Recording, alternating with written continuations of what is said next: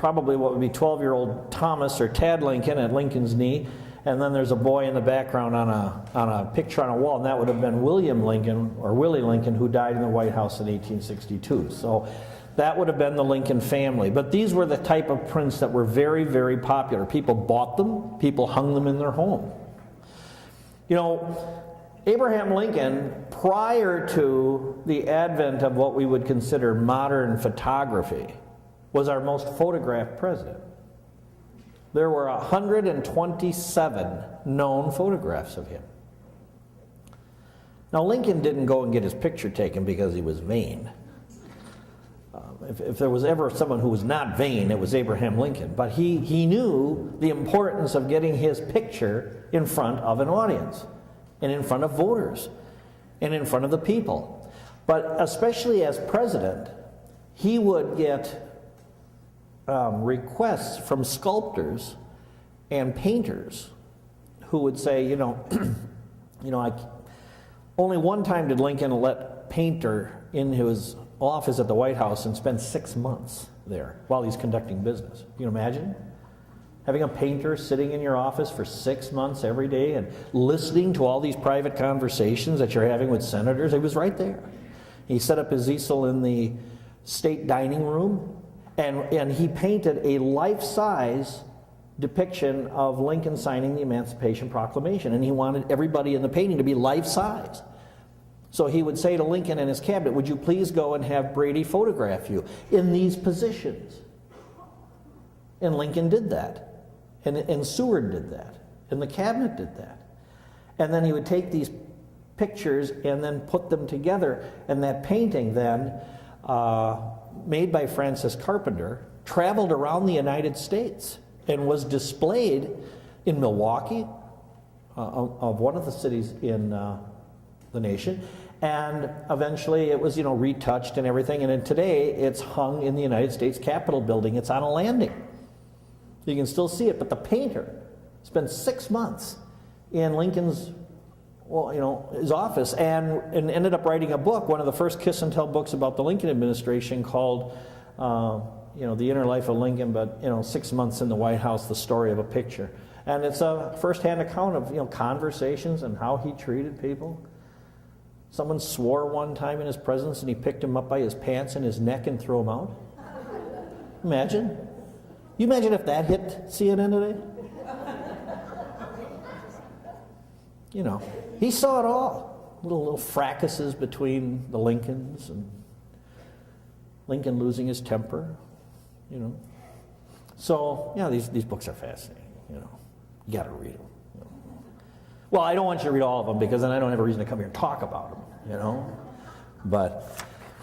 And so that's the story. One other thing that I wanted to tell you about the State Fair when he was here is he's going around looking at the State Fair. He was looking at the exhibits, and he had a gentleman who was his host who met him, again, at the hotel in downtown Milwaukee. His name was John Hoyt, who was the, kind of like the director of the fair.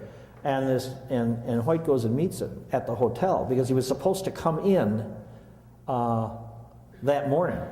What he found was that Lincoln took an earlier train because he didn't want to be late. So Lincoln had arrived the previous night, and they had no room for him because that night's boarder wasn't going to check out until the next morning.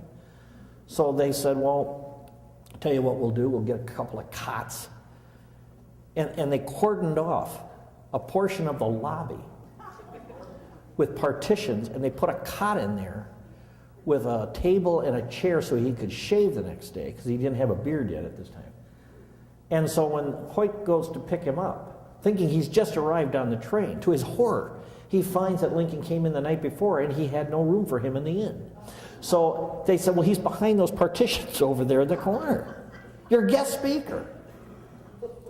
And he goes through the partitions and he finds Lincoln sitting in a chair and he's shaving, And Lincoln must have heard somebody come in, and instead of, and Hoyt was amazed because instead of like turning around and looking, Lincoln, with his head above the back of the chair, just simply tilted his head all the way back and looked at Hoyt upside down. Well, how you doing? I mean, There's little stories like that. And taking him through the state fair, and he saw gymnastics, and he saw, competitions of strength. And at one point, he was introduced to a gymnast. And Lincoln watched this gymnast with some apparent interest. And of course, probably because it was a very physical activity, and Lincoln was always attracted to that. And when he finally met the gymnast, the gymnast was, like 5'4", and Lincoln's 6'4".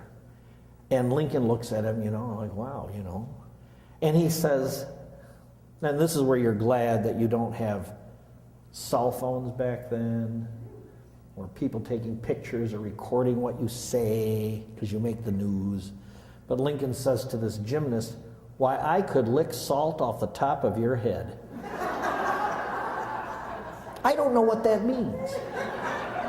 Was he comparing him to a salt lick? I don't understand what that means. But that would be vintage Lincoln, I'm so tall I could bend over and lick salt off the top of your head. Only in Wisconsin would we have a comment coming from Abraham Lincoln like that. Well, now Mary Lincoln. Mary Lincoln, fascinating character. I talk about Mary Lincoln a lot, and I always say with Mary Lincoln, you either love her and you admire her, or you have a great deal, you have a lot of sympathy for her, or you hate her guts. She falls into that category that, depending on what your orientation is, you'll either see her as a very sympathetic, tragic figure, or you're going to look at her and say, oh, I really wouldn't want to be around her. And a lot of people didn't. When she came to Wisconsin, the first time was in 1867, 2 years after Lincoln had passed away. She had spent 5 weeks in the White House, basically had been kicked out of the White House. There was no intention of, she didn't seem to have any intention of leaving quick. But Robert, her son, convinced her, we have to really give up the house, So she moved to Chicago, where Robert had set up a law practice, and she was, boarding in hotels. And right around 1867, there came a critical moment, evidently, in the education of their youngest son, Thomas. And that incident was that at 14 years of age, Tad Lincoln was illiterate, if you can imagine. And we think of Abraham Lincoln as the self-made man, pro-education. Abraham Lincoln took no practical leading role in his children's education whatsoever. It was pretty much done all by Mary, and they didn't have schools per se in Springfield, so you had to find private tutors and small subscription schools, as they would be called. Robert excelled in them, ended up going to Harvard, and to show how deficient the Springfield education was, Robert Lincoln failed Harvard's 15 of the 16 entrance examinations. And so he went to Phillips Exeter Academy in New Hampshire for a year, and then went back to Harvard, passed the exams, and went on to Harvard Law School and got his degree. Willie Lincoln went to school and did very, very well. Tad Lincoln was born with a speech impediment. Now we know it was not a cleft palate, but he was born with some sort of speech impediment which, unless you really knew the kid well, you really couldn't probably understand him very well. And so he went to school, but at a time when schooling was all done verbally, it had to be extremely hard for Tad Lincoln, and so he just felt it was easier not to go. And if you were the indulgent, non-disciplinarian parents, as Abraham and Mary Lincoln were, if the children didn't want to go to school, they didn't go to school. Lincoln's and Mary's attitude were, let the children have a nice time. They used to say that. Love is the chain by which you bind a child to his parents, not parental tyranny, which Lincoln would call discipline. That was parental tyranny. Lincoln had such a lack of affection for his father. He always felt it in his own way. He was enslaved to his father. But he would, that's tyranny. He felt that he was, his father was a tyrant. He was the victim of parental tyranny, and he didn't want his children to be victims of parental tyranny. So love is the chain. You never want them to be upset. You never want them to be upset. And this carried through all of Lincoln's life. So by the time Lincoln dies and they move to Chicago, the boy's illiterate. And so Mary is trying to find a way to teach her son how to read, even three-letter words. He had a picture book, and it would say A-P-E, and he'd say, it's monkey. And she'd say, no, that's ape. Well, I know a monkey when I say it. All of these attempts at tutoring him are all in these kiss and tell books. The kid was lawless, but he was also completely illiterate. And people would write to Robert Lincoln, I'd like to have autographs of your family, for my little, because they were autograph collectors. And Robert would write back, well, here's mine, and here's my mother's, and here's my father's, I had one. I'm afraid to say that, my brother, Tad, is unable to sign his name, cannot provide you with one. Can't sign his name. So she did find some schools, and by 1867, somehow, we don't know quite how, they had proposed sending Tad to Racine College, which today is called the DeCoven Center. And Mary used that as a reason to escape Chicago, and she came to Racine, and she spent 51 days there. And the better part of the summer in 1867, she stayed at a hotel called Congress Hall, and she would walk around the downtown. People would see her. We have some evidence that she would go on porches and have lemonade with some of the residents who knew who she was. There wasn't big newspaper stories like Mary Lincoln's in town. You didn't do that back then. There was one little thing in a newspaper that said, we're just pleased to report that Mary Lincoln has taken up residence at Congress Hall. She's in our town. And she would walk around. And there are some reminiscences of Tad joining her. Now there's this great myth that Tad attended Racine College. Tad Lincoln did not attend any school, much less Racine College in Racine, Wisconsin. He didn't go there. He wasn't even there the same time as his mother the whole time, because at that time, the trial of the century was going on. The trial of the century. The trial of the century involved the last Lincoln conspirator who was not caught in the Lincoln assassination. Now, we had John Wilkes Booth die 12 days later, and then we hung 4 others.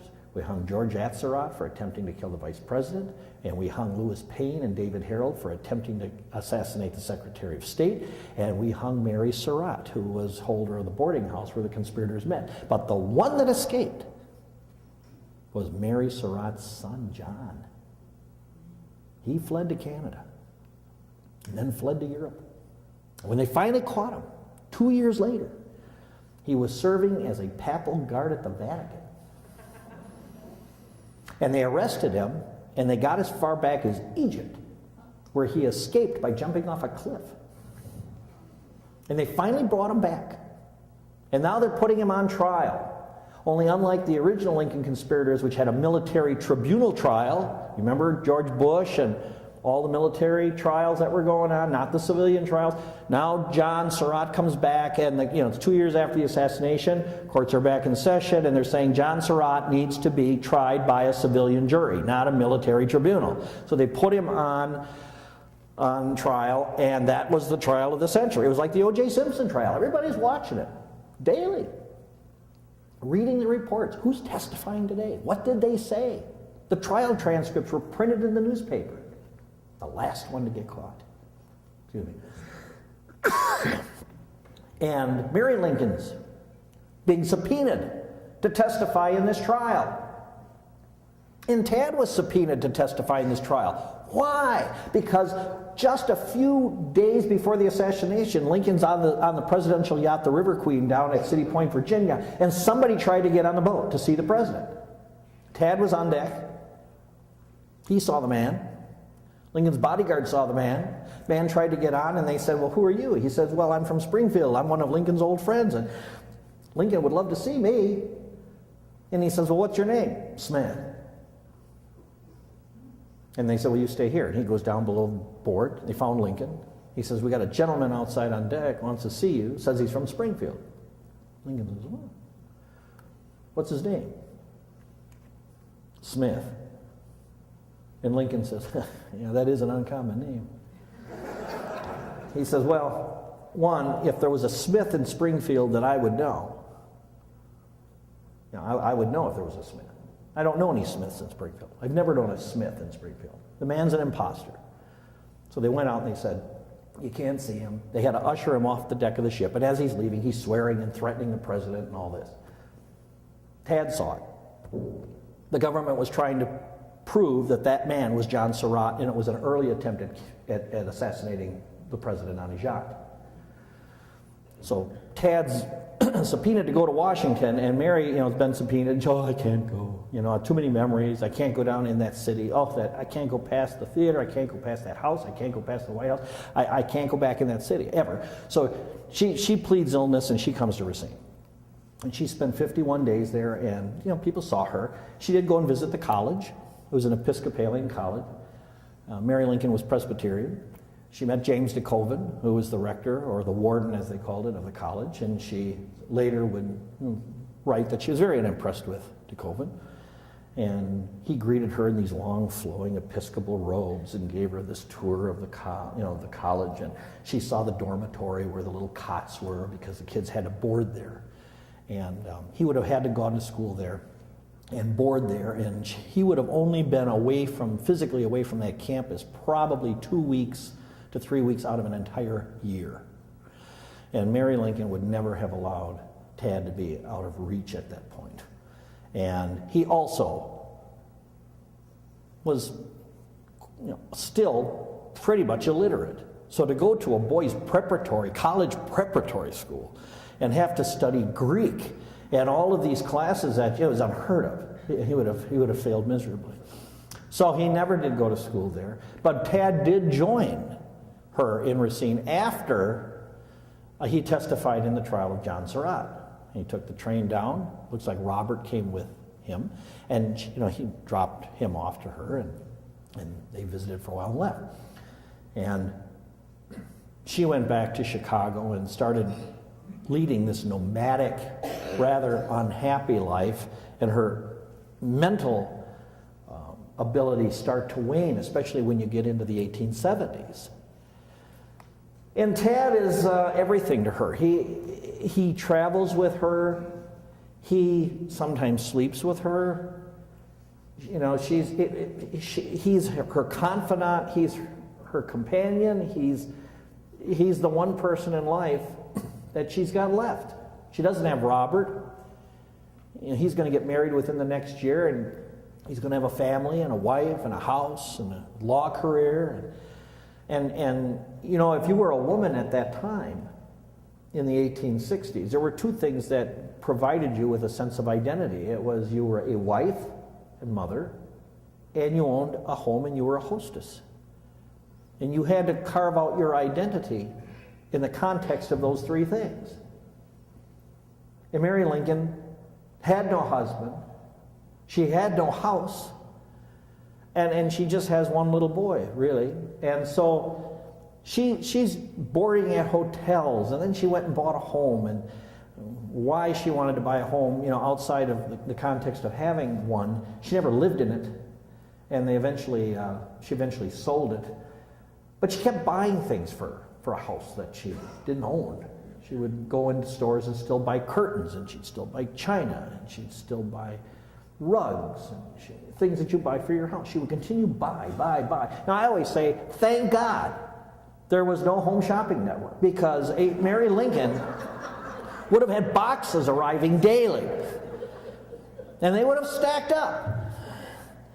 Robert would see the stuff that she did buy when she was walking around Chicago. And she wasn't really in control of her own money.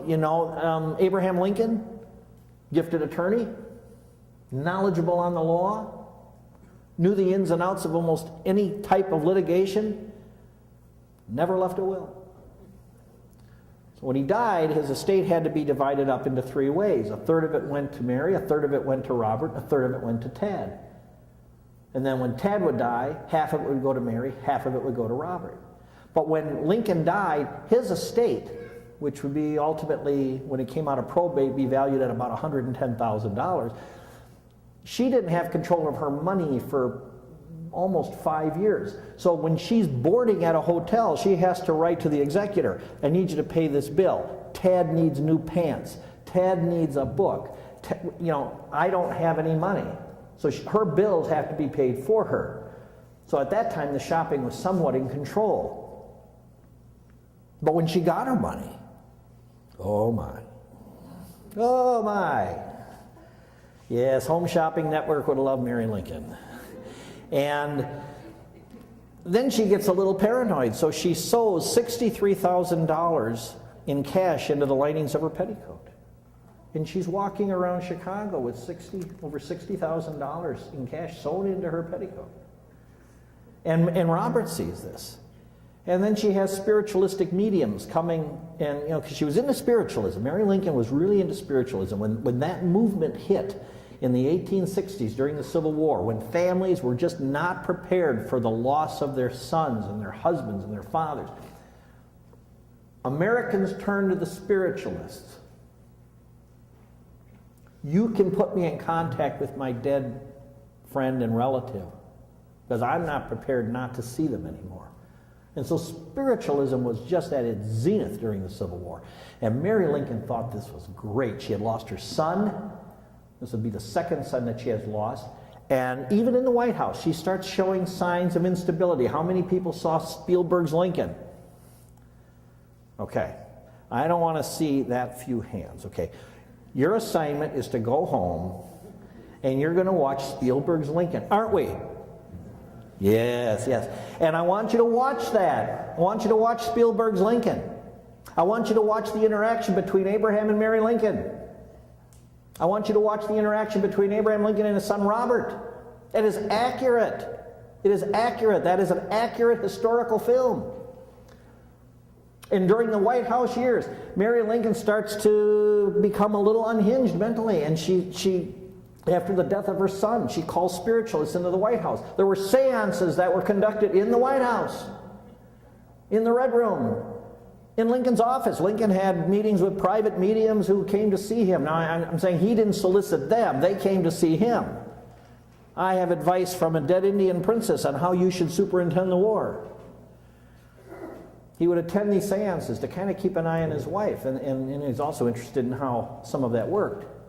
He was at one seance one time, he was absolutely baffled when an entire grand piano levitated in the air, and he was there with senators and congressmen, and Lincoln thought, whoa, this is pretty significant. So he proceeds to go under the piano looking for wires.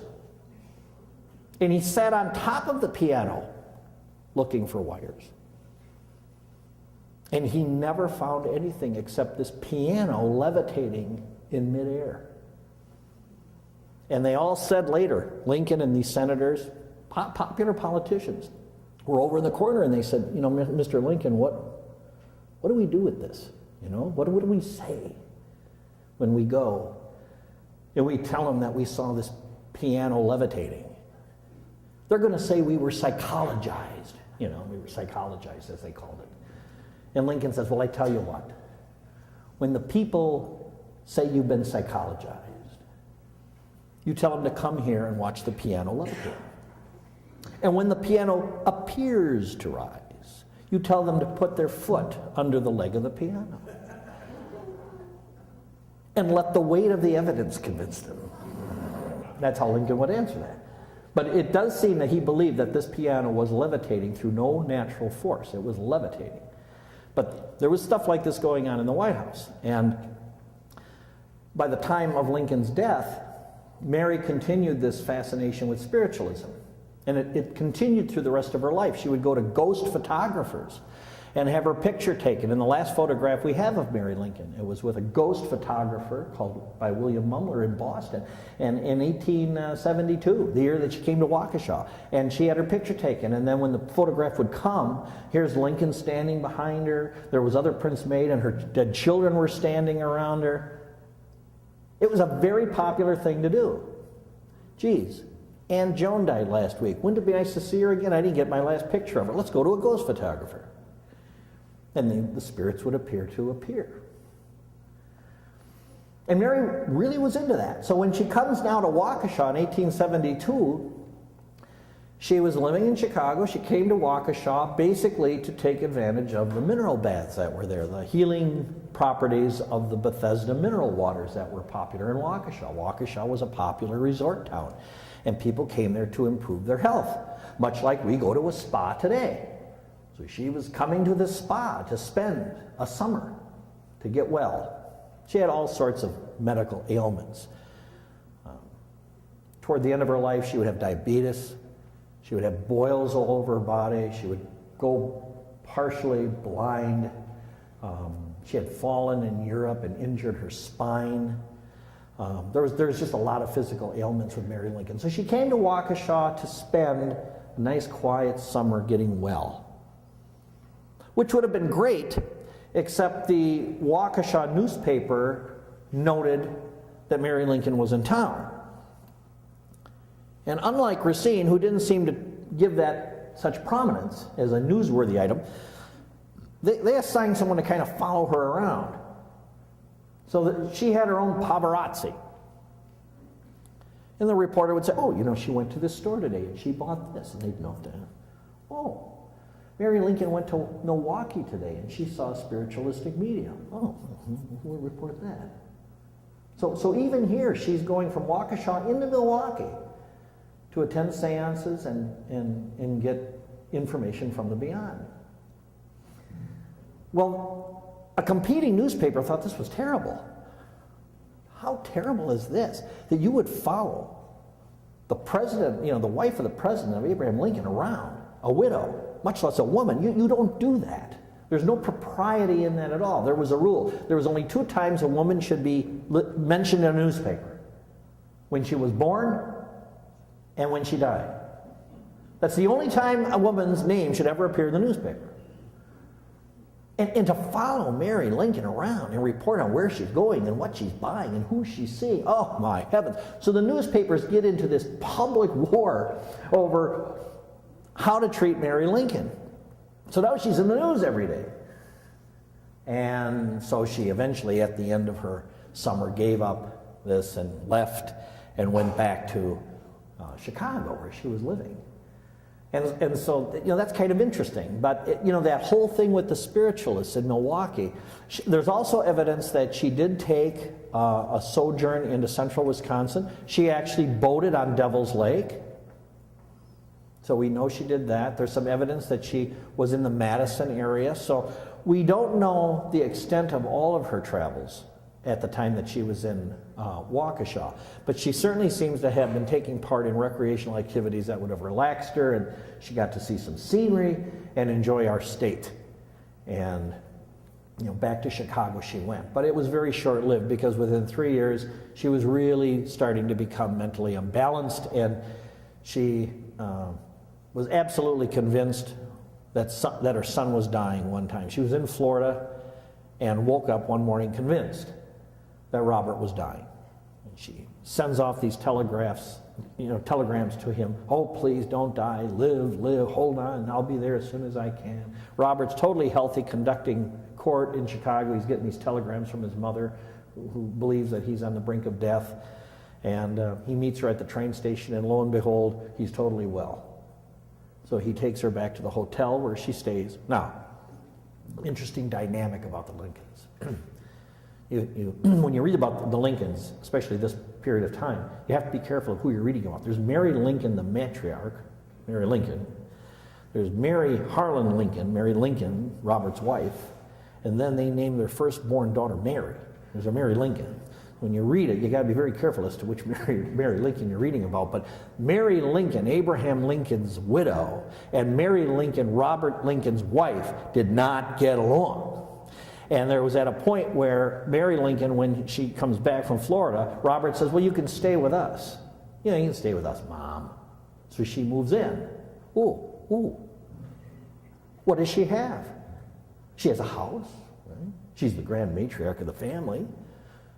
So I guess this is where I can now start setting up entertainment, and I can kind of be the person in charge of this house. And it caused some problems, because daughter-in-law Mary Lincoln didn't want mother-in-law Mary Lincoln running her house. And we don't know how bad it got, but it got so bad that at one point, Robert's wife says to Robert, she goes or I go, right? And she went. The wife went. The wife moved out. We don't know for how long. And finally Robert's thinking, oh, this isn't good, you know? This just isn't good. So he moves his mother into the hotels again, and his wife comes back home. But there was this problem with them throughout the rest of their life. And Robert Lincoln is the only one who's not buried in the Lincoln tomb in Springfield.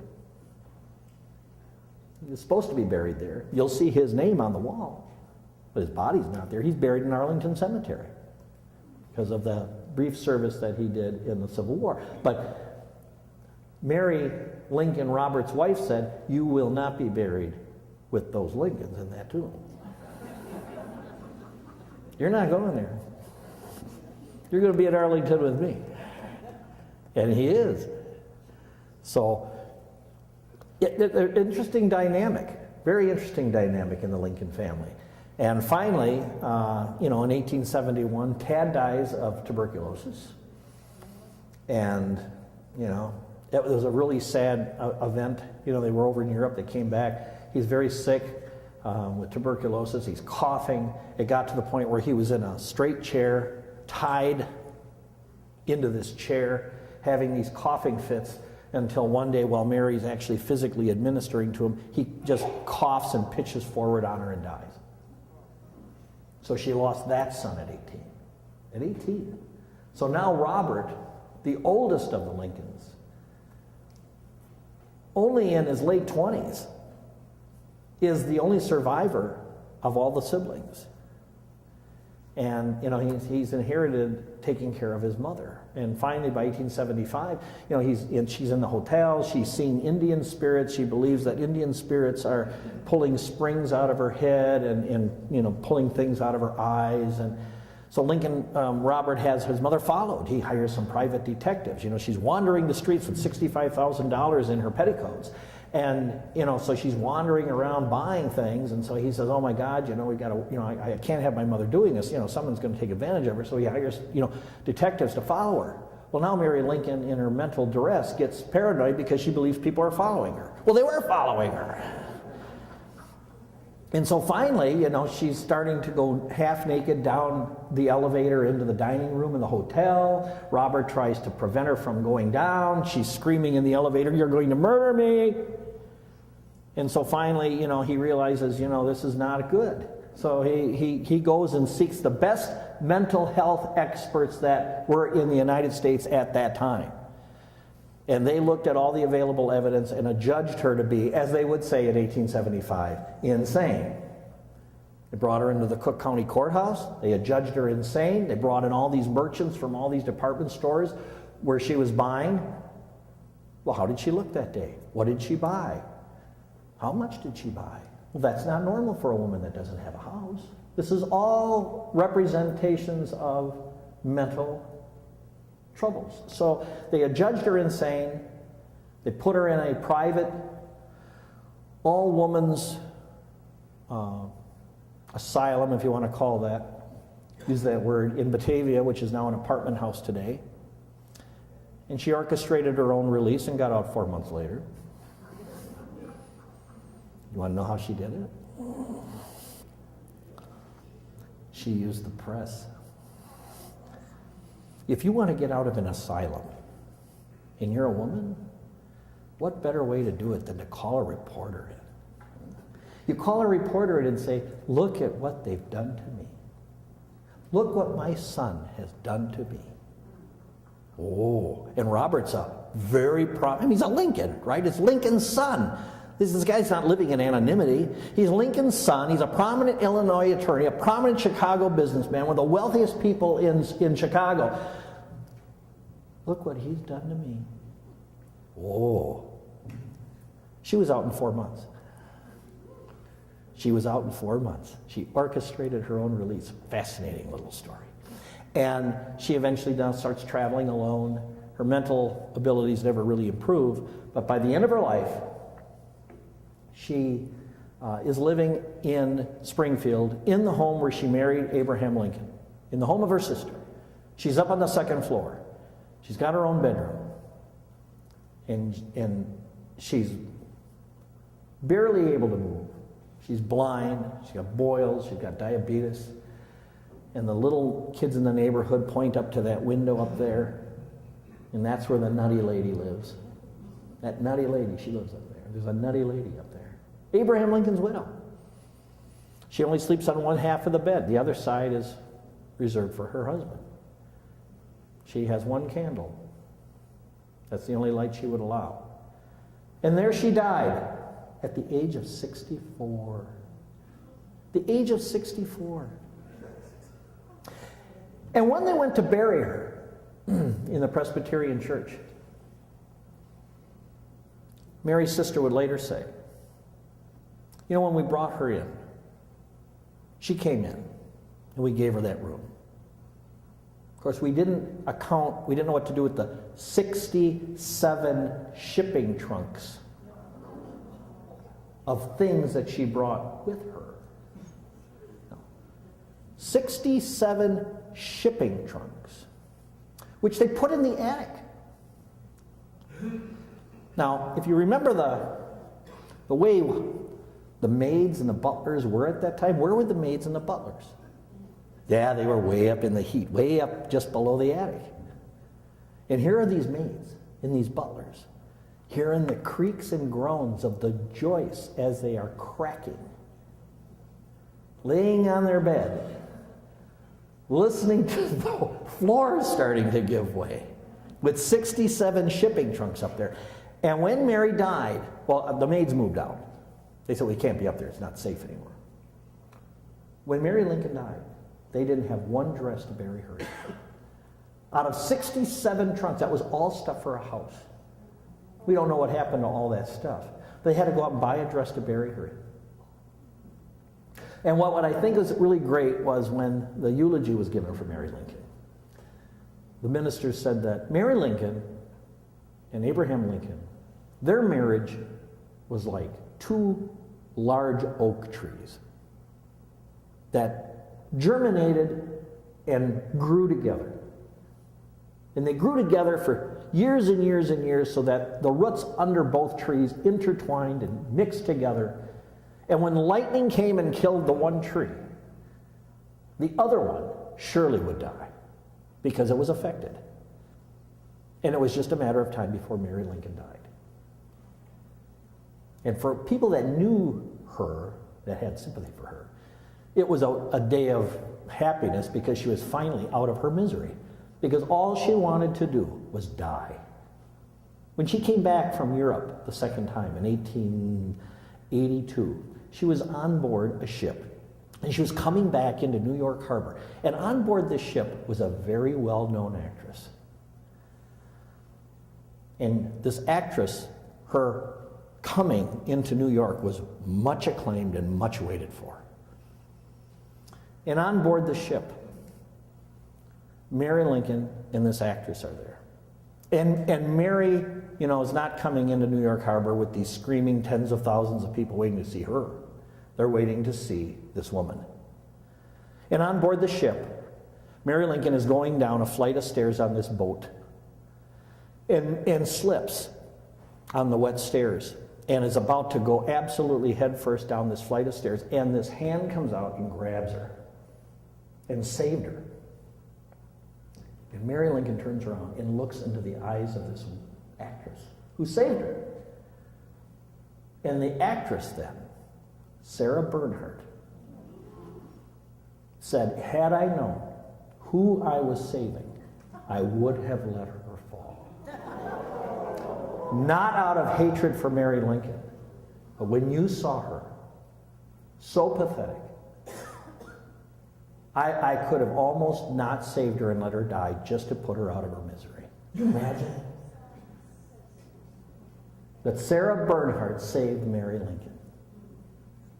And another unknown little story in the Lincoln theme. That is what I have to say today. which is probably more than you bargained for. Where is the daughter-in-law buried? You know, I don't know where all of the Robert Lincoln children are buried, but I am sure they are buried in and around Vermont because they were all around that area. But you know what? I'd really have to look that up. I don't even want to speculate on where the daughter... Well, the daughter-in-law, if you're talking about Robert Lincoln's wife, she's buried with him in Arlington. Yeah. But in terms of their children, they're kind of all over. The Lincoln family name died out Christmas Eve 1984. The line actually lived that long before it officially died out. So, yes? What happened at John Surratt's trial? He got acquitted and spent the rest of his life lecturing and writing books about his involvement in the Lincoln assassination. What was the difference in age between Abraham and his wife? Whoa. Well, it was pretty significant. It was like 9 years difference. He always referred to her as his child wife. And when was Todd born? Tad would have been born in 1852. So how old were his parents? Well, Lincoln was 56 when he died. Yeah, she was 64. Yes? You mentioned all the statues in the state of Lincoln. There's one of Mary Todd in Racine with Tad, correct? Right on the lake.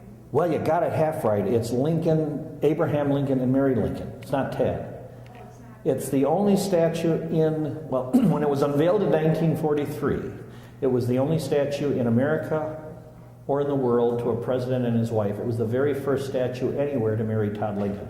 That held true until about the 1990s. We actually have other statues to Mary Lincoln now, but it was the first of its kind anywhere. Yeah. And I had another question or thought.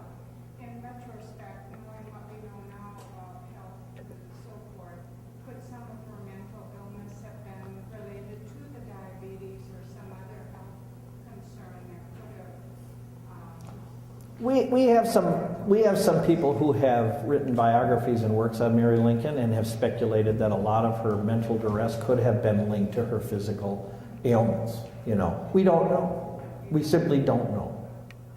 There is a strain of mental deficiency that runs through the Todd family, and you can track it all the way back.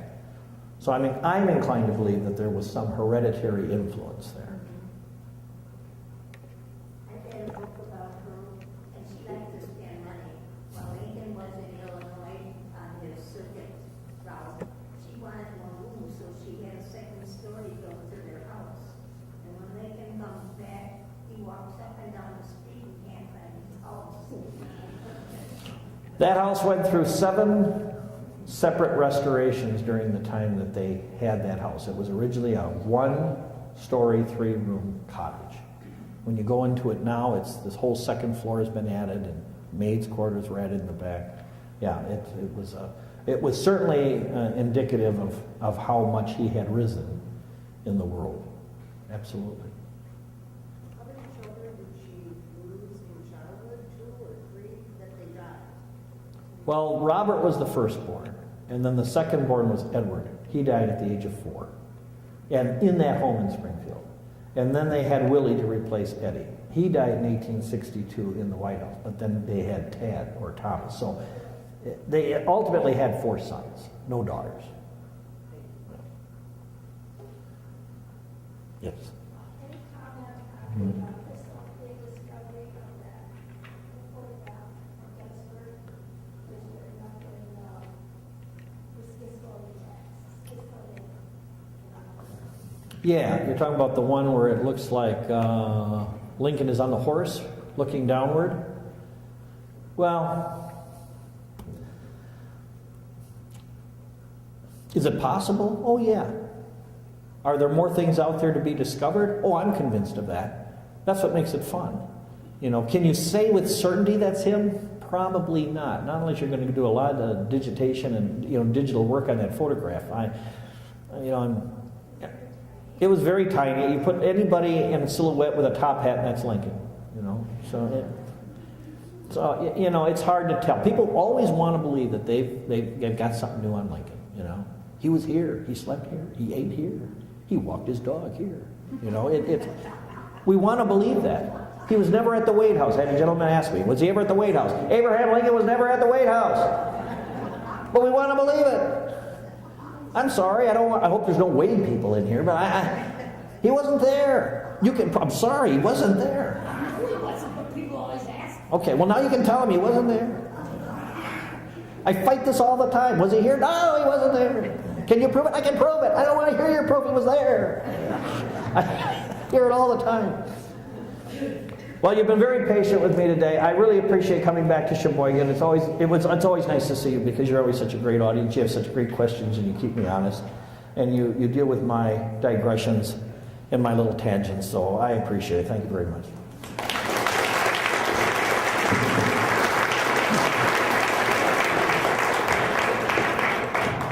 Thank you. That is it for today. Don't forget, next month is